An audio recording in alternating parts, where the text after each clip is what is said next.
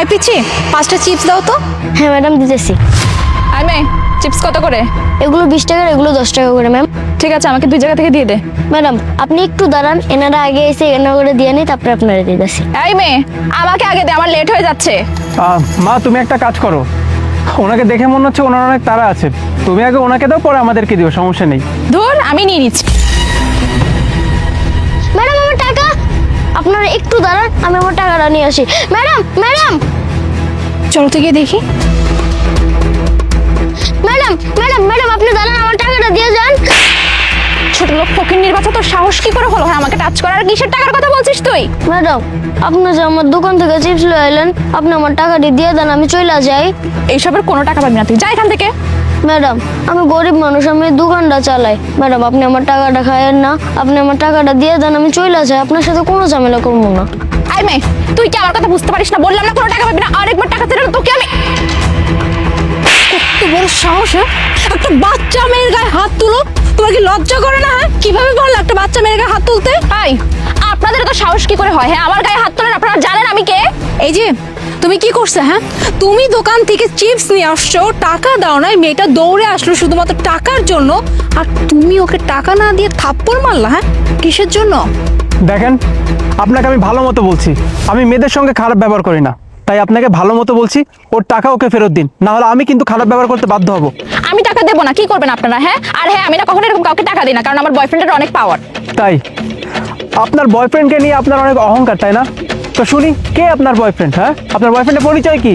ও আমার বয়ফ্রেন্ড কে? হ্যাঁ তাহলে শুনেন, এই যে বড় কোম্পানি দেখতে পাচ্ছেন না, এই বড় কোম্পানিতে আমার বয়ফ্রেন্ড ম্যানেজার পোস্টে আছে। আমার বয়ফ্রেন্ডকে যদি একটা বার শুধু কল করে বলি না এখানে আসতে, আপনাদের অবস্থা একদম খারাপ করে ছাড়বে। কি বললে তুমি?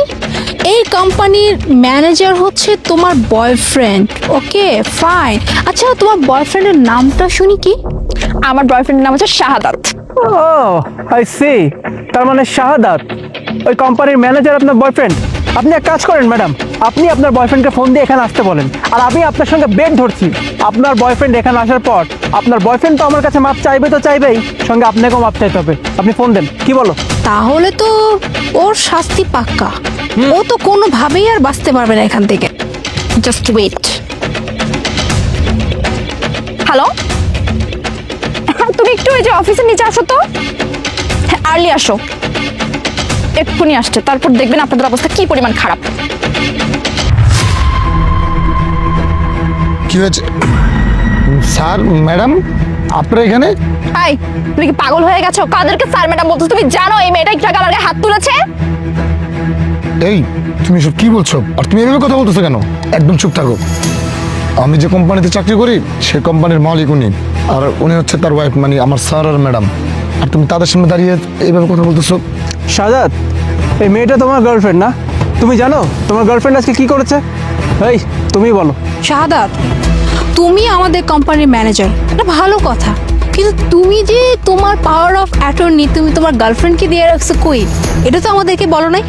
তোমার গার্লফ্রেন্ড কি করে জানো? হ্যাঁ, তোমার পাওয়ারে দোকানে গিয়ে না ফ্রিতে জিনিসপত্র নিয়ে আসে, সব জায়গায় এটা বলে বেড়ায় আমার বয়ফ্রেন্ডকে জানেন, আমার বয়ফ্রেন্ড অমুক তমুক, আমার বয়ফ্রেন্ড চাইলে তুড়ি বাজিয়ে সব কিছু করে দিতে পারে। আজকে কি করেছে জানো তোমার এই গার্লফ্রেন্ড? এই যে এই বাচ্চা মেয়েটার দোকান থেকে দেখো কতগুলো চিপস আর চানাচুর নিয়ে আসছে বিনা পয়সায়। এই বাচ্চা মেয়েটা দৌড়ে আসছে টাকা নেওয়ার জন্য, তখন কি করছে জানো? এই বাচ্চা মেয়েটার গায়ে হাত তুলছে। তোমার গার্লফ্রেন্ড তোমার পাওয়ার নিয়ে এইভাবে দাপট নিয়ে চলে, কই আগে তো জানতাম না। যাই হোক, তোমার গার্লফ্রেন্ড তোমার পাওয়ারের যেহেতু এতটাই মিসইউজ করতেছে, তাহলে সাথে আমাদেরও তো একটা কাজ করতে হয়, ওর পাওয়ারটা আমাদের নিয়ে নিতে হয়, কি বলো? শাহাদাত, তোমার গার্লফ্রেন্ড তোমাকে নিয়ে অনেক অহংকার করে, বিশেষ করে তোমার পদবি নিয়ে। তুমি যে আমার কোম্পানিতে ম্যানেজার পোস্টে জব করো, সেই ম্যানেজার পোস্ট নিয়ে ওর অনেক অহংকার, তার পাশাপাশি তোমার টাকা পয়সা নিয়ে ওর অনেক অহংকার। এখন আমার কোয়েশ্চেন হচ্ছে, ও তো আর নিজে নিজে এই অহংকারটা ওর মাঝে আনে নাই, নিশ্চয়ই এখানে তোমার কোনো প্রশ্রয় ছিল। তুমি তোমার গার্লফ্রেন্ডকে কিভাবে ট্রিট করো বলো তো? ও তো মানুষকে মানুষ বলে গণ্যই করে না, কি সমস্যা ওর? আম সরি, আমার ভুল হয়ে গেছে, প্লিজ ক্ষমা করে দিন। স্যার এটা কি ধরনের কথা বলতেন স্যার? আর ম্যাডাম আমি তো ওকে বলে দিছি যে বাইরে কোথাও গেলে যেন মানুষের সাথে ভালো ব্যবহার করে, কোনো ধরনের মিসবিহেভ না করে, আর আমার কোনো মানে আমার ক্ষমতার কোনো অপব্যবহার যেন না করে। তারপরেও কেন যে কাজটা করলো মানে আমি বুঝতে পারতেছি না। আমি ওকে শাস্তি দিব, কিন্তু স্যার আপনারা আমার চাকরিটা নিয়েন না স্যার, প্লিজ স্যার। শাহাদাত শোনো, আমার কাছে সরি বলতে হবে না। তোমার গার্লফ্রেন্ড যে অন্যায় আচরণটা করেছে তার শাস্তি তো পেয়েই গেছে, তাই না? তার আগে তোমার গার্লফ্রেন্ডকে বলো ওই মেয়েটাকে টাকা দিতে। কি মোনা? এই যে সরি বলে কোনো লাভ নাই, তার আগে এই বাচ্চা মেয়েটার পাওনার টাকাটা জলদি দাও, টাকা দাও জলদি।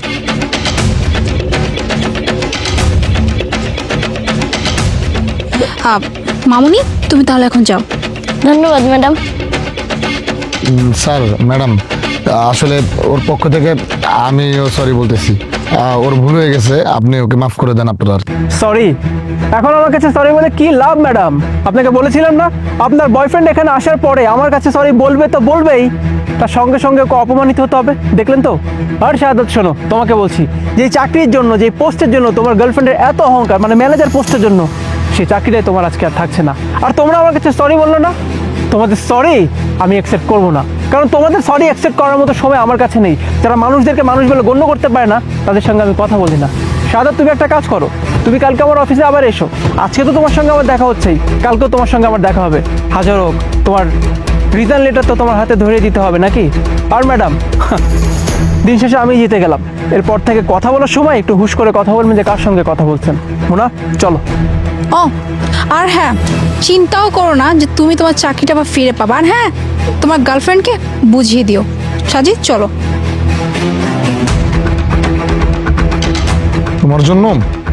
তোমার জন্য আজকে রাস্তায় দাঁড়িয়ে আমি স্যার ম্যাডামের কাছে অপমানিত হতে হলো। মানে তোমার জন্য আমার চাকরিটা পর্যন্ত চলে গেল। আর আমি কি জানি না কিছু? একদম চুপ থাকো, তুমি কোনো কথা বলো না। মানে তোমাকে আমি পরে দেখবো। Sir, sir,